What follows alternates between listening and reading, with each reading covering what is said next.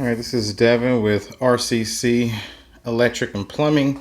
We're out in Weimar, Texas at the Phoenix Dialysis Center.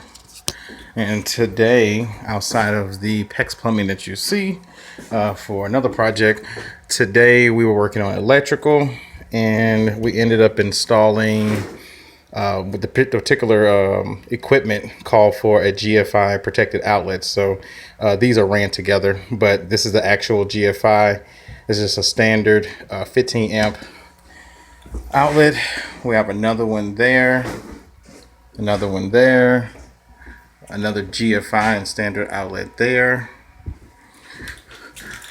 It was a 60-foot run from all the way over there, and it ran all the way through the drop ceiling, all the way to that junction box at the end of the hall.